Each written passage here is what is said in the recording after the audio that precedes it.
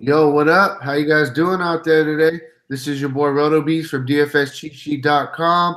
And we got some special guests in the building today. We got our boy Matt. We got our boy Ryan from the DFS 5-pack. Plus, we also got our boy Jeremy, a.k.a. DFS Dudes. And we're here to kind of give you our DraftKings special with these guys. They're DraftKings specialists. So, hey, make sure and go check out their website at DFS5pack.com. And, hey, how you guys doing out there today? We're doing awesome. We just got done doing the video on our channel as well, so I'm ready to talk about this one. Yeah, definitely. Yeah, always love making these joy videos. I'm sorry, what was that? Always love making these joy videos. Oh yeah, for sure. It's fun. It definitely, you get a bunch of different opinions and all that good stuff. So yeah, I mean, if you guys are ready, we could definitely jump into this and we get this video going. All right, so we're here, and I'll move through a lot of these things, and we'll jump right into the picks. First off, when we're taking a look at receivers this week on DraftKings, Tyler Boyd is going to be a guy that's going to be popular this week. After back-to-back monster weeks, this game's got the largest point total on the slate predicted by the guys in Vegas. This is a situation within the cash game format. I want to eat some chalk. Like I said, he's averaging 25 points per game over the last two. People love the recency bias. They love the game log. He's an emerging star for Cincy, whose offense has looked better this year than it has in years past. We brought this up earlier in the week. AJ Green or no AJ Green, there's good points for each. AJ Green is in, and that's great. It opens up an easier matchup for him. AJ Green is out. He gets more attempts. Sounds like AJ Green is fine, but at 51 points, this game is going to have it should have offense. And you got no Joe Mixon, and kind of like the points you guys brought up with Kamara in New Orleans. Bernard's good out of the backfield, but you can't tote the rock with him 30 times a game. So look for Dalton and the boys to throw. Atlanta's missing a bunch of guys on the defensive end. I want to eat chalk in this spot in cash games. If anybody cares to jump in, feel free. I'm sorry. I thought Steph was going to jump all over that. So I'll jump on Boyd really quick. Here's the thing with Boyd. 22.7 FanDuel points over on FanDuel last week, and at $5,800, can you say chalk? Just like you said, I mean, he's a popular. He'll be really popular no matter what. And it wasn't just last week. I mean, he's been solid throughout the season. 5 targets, 3 catches week 1, 9 targets, 6 catches week 2, 7 targets, 6 catches week 3, 132 yards, 91 yards. He had only 26 yards in the first week. I think that was more of like maybe a trust deal. He's matured. Andy Dalton's definitely looking to throw him the football now. He's bona fide number 2 wide receiver there. And I just think that at $5,800 is a buy low opportunity that you can't pass up. I don't look for the field to pass up on him. I think he will be higher owned. I think he's a really good play for cash games. Yeah, I think you just eat chalk in cash games right here. Yeah, well, like I said, sometimes you do eat the chalk. Sometimes you don't eat the chalk. It all depends on how old you think they're really going to be. I really like Matt Boyd. The price tag is not where it should be for his production so far this season. It's definitely going to jump up quickly, especially if he has one more really good game. So we might as well take advantage of the price now. They are going to have to throw in this game a lot. This game is going to be a high-scoring game if they want to keep up. Like I said, they're going to have to throw the ball. Him, Bernard, AJ Green, all those guys are definitely a great spot. So, yeah, I could definitely jump on this pick as well. You know, it's funny. You called him Matt Boyd. I call Alex Collins of the Baltimore Ravens. I've probably called him Archie Collins 30 times over the last 2 years. And for some reason, I cannot stop saying it. So it's funny how we get those little Freudian slips. All right. My bad. I can't tell you how many comments I've had on YouTube. Dude, it's Alex Collins, not Archie Collins. Right. I call him Taj Boyd all the time. Brian, who's the guy? It's like the same thing. I can't remember who it is off the top of my head, but when we type him in for DraftKings, we type in his nickname, and we do it every time. I can't. I don't know. Kiki Hernandez I always do for baseball. I always just put Kiki, but he's in there for DraftKings. He's under Kike, but there's another guy like that. Okay. I can't remember. It's off the. God, Carlos Gonzalez. Okay. You always type in Cargo. All right.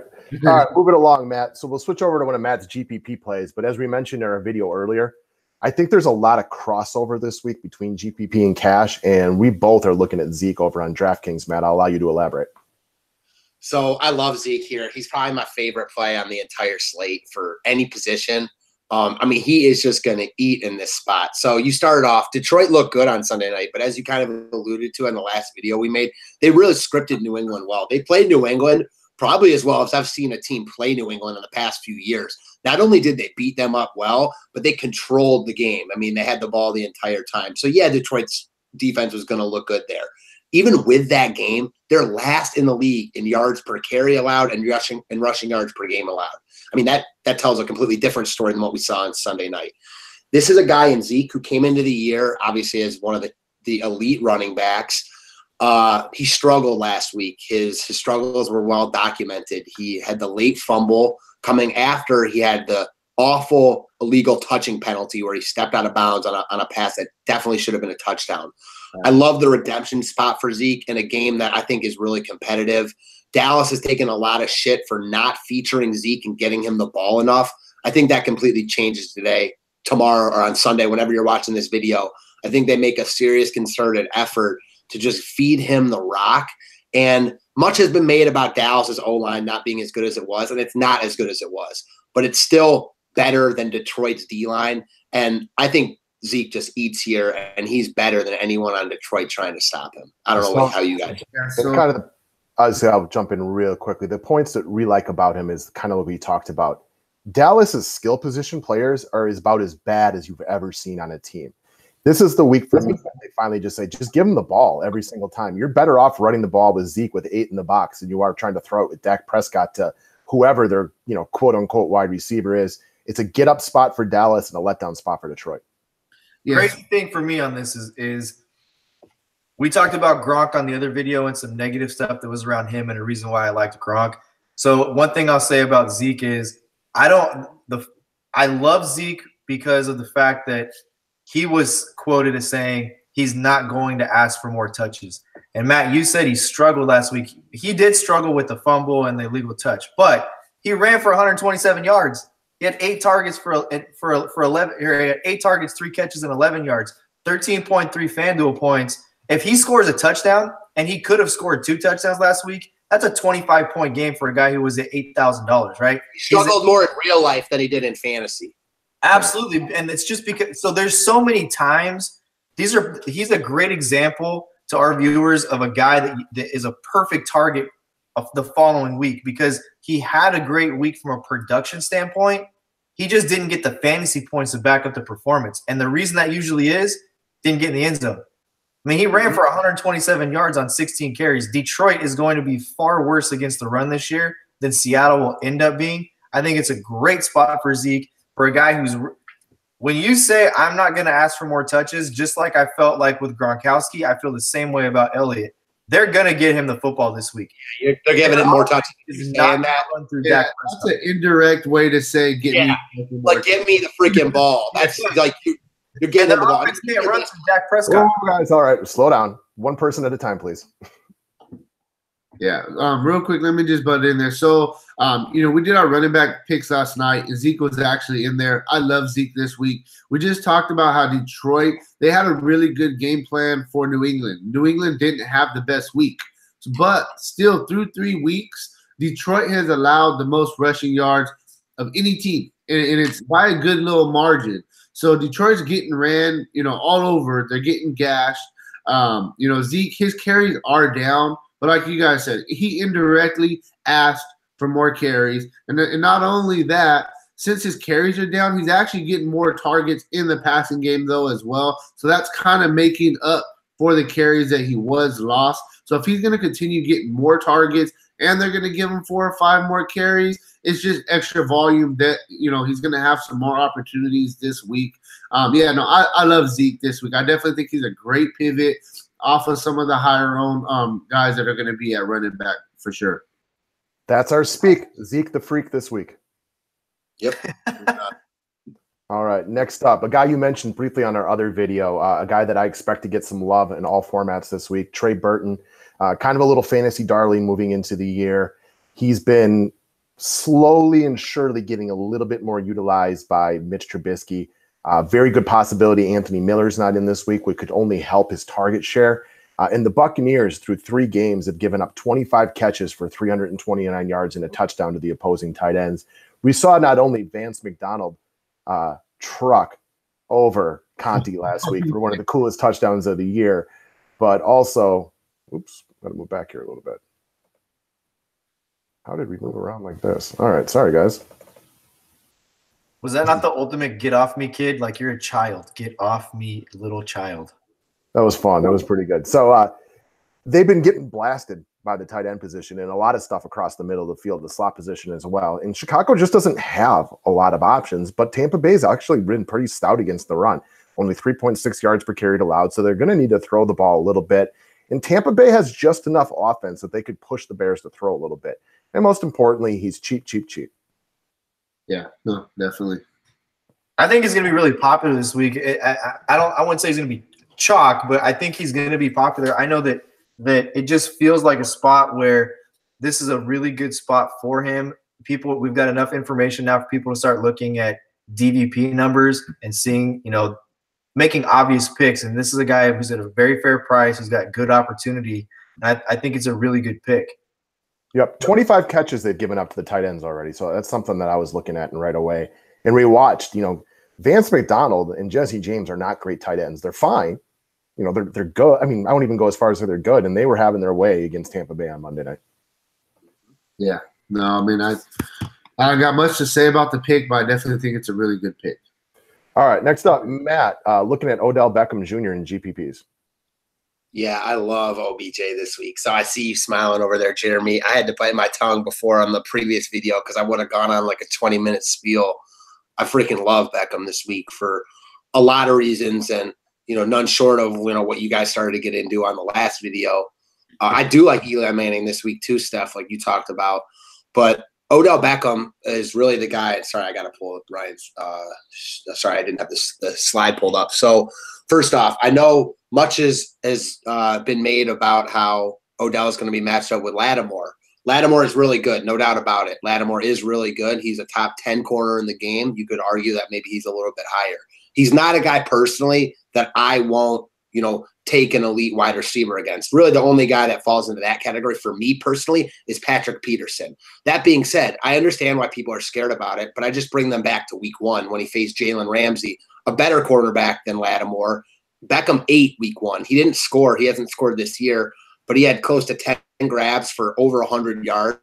He was really involved in the offense. I like the way he looked in that game. He's actually looked really good all year, and I think the breakout game's coming.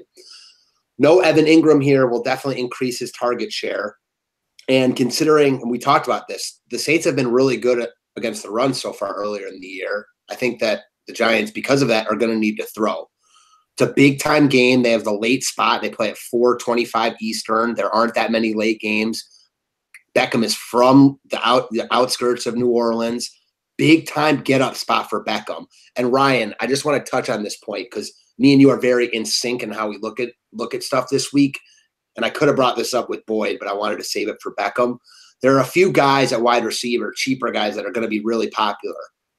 Tyler Boyd, Calvin Ridley, Sterling Shepard. I like all those guys. There's nothing not to like about those guys. But from a GPP side, I really like pivoting to the number 1 guys in those spots because they're number 1s for a reason. Beckham is being covered by Lattimore because he's better than Shepard. If he wasn't, then Lattimore would be on Shepard. In any matchup, I think Beckham can break out, and I really like him too here. It's a gamble, but that's what GPPs are. I like him a lot. Just to pause, is the PowerPoint still showing up? Yeah. No, it was just I didn't have it clicked on from my screen. Okay, cool. So Matt always focuses on GPPs. I will always focus on cash games. That's just kind of the way that we do things. And if you're looking at cash games, Sterling Shepard makes a lot of sense. We've seen secondary wide receivers absolutely go off against New Orleans this year. But this is a position, and I can tell you GPP players, you guys think a lot the same, and that is sometimes paying up for the better player when other people are all paying down. And then you remember, Odell Beckham is just a lot better than Sterling Shepard, and that could be the case this week. I like Lattimore a lot. He's really good, but you did see Mike Evans have a big week against him week 1. I think that I'll just throw one other guy out there that is going to draw ownership as well, and that value tier, if you will. Taylor Gabriel, I think, is going to be another guy that draws a lot of ownership just because of the amount of targets that he's seen. He had 10 targets last week.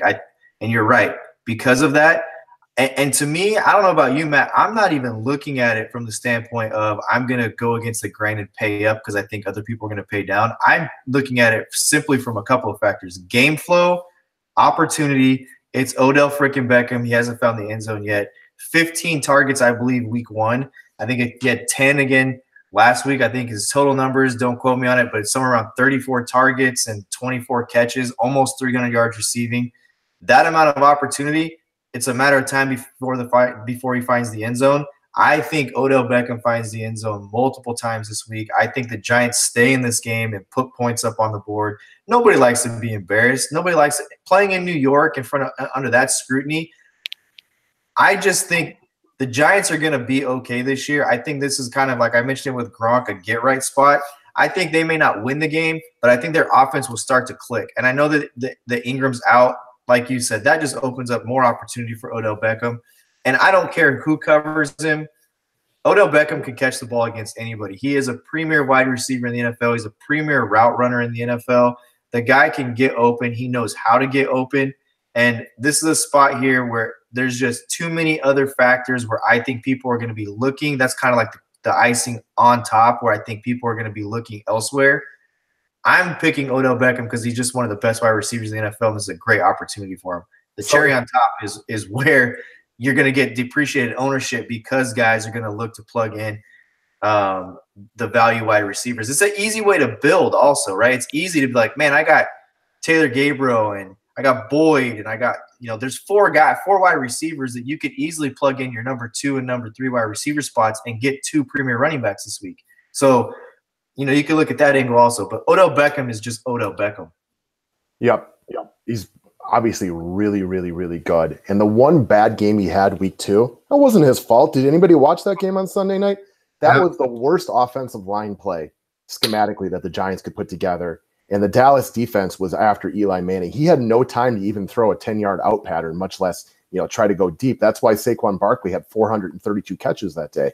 Like, you didn't have time to throw to anybody but the running back. So it can only go up from there. And the New Orleans pass rush is nothing to scare you. Yeah, no, I definitely think Odell's a great play this week for sure. You know who I'm wondering about the New Orleans pass rush, because we've mentioned that a couple times? The Packers have this extra first-round pick because the Saints traded for that Marcus Davenport. Where is he? Because I feel like if you're going to make a move like that and get another, you know what I mean, and deal a first-round pick like that for a D lineman, Ryan, have you even heard that guy's name? You know what I mean? Where is he? I don't know. Yeah. I can tell you. Their defense has been lackluster. And a part of that to me is their defense was better last year because they ball controlled with Mark Ingram. And it's easier to play good defense when you're not on the field as much as you are. This year, you're on the field a lot, and it looks a lot like the Saints defense from yesteryear, not the one from last year. Great point. So another guy we want to talk about, and again, this goes back into what we call the hybrid pick this week. There's going to be a lot of guys that you can play in any format because they're going to be high enough owned to be cash game guys, but also low enough owned that they're not terrible GPP plays. We like Austin Eckler in any format. On the DraftKings format, he is really, really inexpensive. He's only $4,200. In order to be a value play, you're looking for approximately 13 DraftKings points out of him. He's averaging 15 on the year. The Chargers are double-digit favorites at home versus a majorly depleted San Francisco team. They're bringing Beathard in, who might be one of the worst quarterbacks that we've seen in a long time. Can't move the ball. They're going to get a lot of opportunity to get up in this game. Even though Melvin Gordon also makes a plethora of sense, and it's a guy you should be looking at, this is a spot where both running backs could hit value based on their price.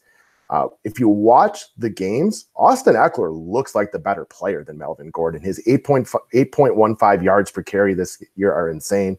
He's got 11 catches on 11 attempts. This is a value play. Is he going to go off for 40 points?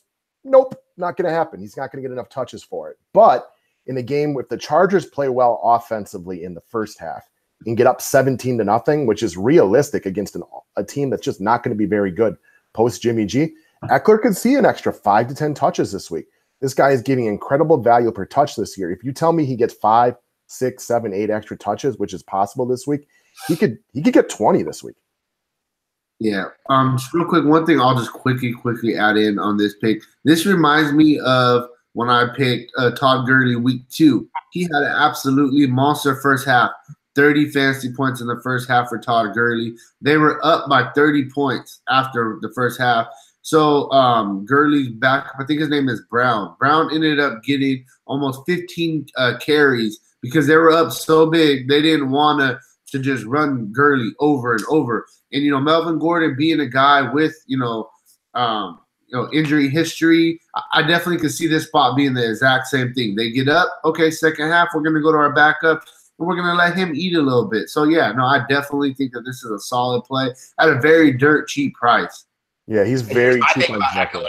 Here's my thing about Eckler, and I know that I've gone in on detail about this like pretty much all week. And, I've been a Melvin Gordon fan for a while, but the fact of the matter, as far as I'm concerned, is take the touchdowns out of the picture, and Eckler is just a better back as far as I'm concerned in all facets. I'm not trying to disrespect Melvin Gordon. This is more about Eckler. Again, Melvin Gordon eats and gets his touchdowns, but if you take those away, Eckler just looks like the more impressive guy, and they need to get him the ball more as far as I'm concerned. And we like Melvin Gordon this week. We are not at all trying to say Melvin Gordon is not a good play. We've already gone into detail in our videos saying that if I had to bet my life on one guy to score a touchdown this week, it would be Melvin Gordon. So I love your comparison to Todd Gurley and Malcolm Brown from week 2 when it was an absolute blowout. This game's got blowout written all over it. You got a depleted San Francisco team that's not going to be able to move the ball. You got a Chargers team desperate for a win after going down 1-2 that wants to remain competitive in the AFC West.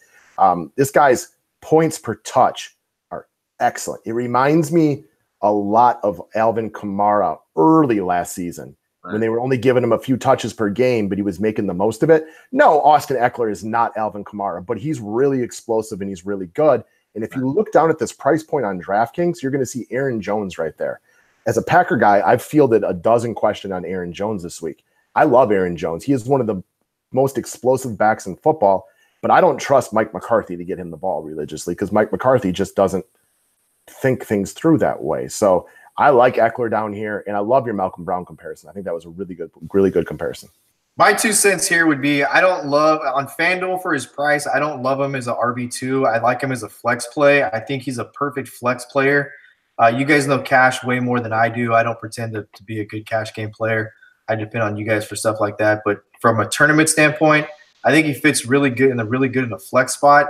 I think that this game is going to be a lot better football game than people think it's going to be. I think it's going to be closer. San Diego's 24th in the league in defense, and just like I keep calling them San Diego, the Chargers.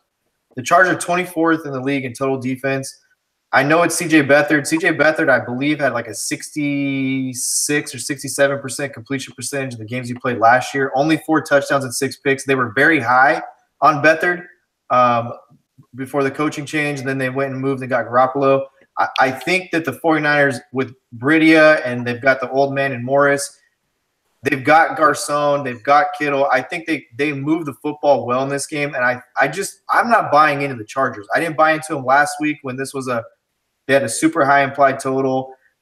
I believe it was the second highest over-under of the week. I'm not buying into the Chargers. I like Eckler for his touches. I'm not keen on his price on FanDuel, but I do think his price and what he brings to the table from a production standpoint, he's a really good flex play in tournaments. Cash games, that's you guys for what you want to bring to the table. But I think that this game's much closer. One thing I'll say about Eckler is he was in the game last week and he fumbled, and that kind of killed their comeback chances. I don't know if that kind of diminishes his touches a little bit, but he did the same thing, I believe, last year when he was in for Gordon in a home game, I want to say against the Bills. He fumbled, and then they had that other running back that saw a little bit of the touches. I'm just not huge on Eckler. I like the play. I get the play. For me, he's a flex play. Oh, yeah. I mean, that's ultimately where I'd probably end up putting him in, not necessarily as an RB2, unless you want to go heavy on wide receiver on a week when most people are going to go cheap on it. And then maybe you could use him as a fill-in. I like his points per touch, I think, is the big thing that I like about him. And that's probably where we disagree on this one, Jeremy. I don't think this game is going to be close. Watching C.J. Beathard last year was about as uninspiring to me as a lot of the bad quarterbacks I've watched play. The Chargers rank poorly defensively. They've also played the top 2 offenses in the league. So I would expect them to be bad defensively. Now, they're not going to be good until Bosa comes back, if Bosa comes back. But I do think that they'll have a pretty good success against San Francisco. But again, none of this stuff is guaranteed. We just saw Buffalo go in and trounce Minnesota, so who knows who's going to be right in the NFL. I'm very close to San Francisco, so there may be some local knowledge that I'm hearing, listening to in my home market. But I mean, there's crazy stuff being said around here about Beathard quarterback controversy next year, guaranteed. I've heard that. I think Beathard's a serviceable quarterback. I've used that word before. I think that's probably where we disagree. I think the game is much closer than what it looks like it's going to be. Yeah, I saw you mentioned you thought they'd be like a 7 to 10 points ahead. I think the Chargers roll in this one. I think it's a depleted San Francisco team with a bunch of injuries and guys not at 100%. But again, we can always agree to disagree, and we will watch on Sunday and see what happens. Yes, sir. All right, that about does it for us. So if you want to join the DFS 5-pack team, guys, we'd love to have you. You know how to get a hold of us. Hey, that's all that we got, really. Thank you guys for joining our channel and helping us out, get some extra opinions on a couple of picks. Me and Jeremy will be back a little bit later with our player pool video. Make sure and go check out the DFS 5-pack. You can always get their core plays. Come put them in our optimizer, build 150 lineups, get a bunch of different combinations. And, hey, let's win some money this week, all right? You guys have a good one, all right? Peace out.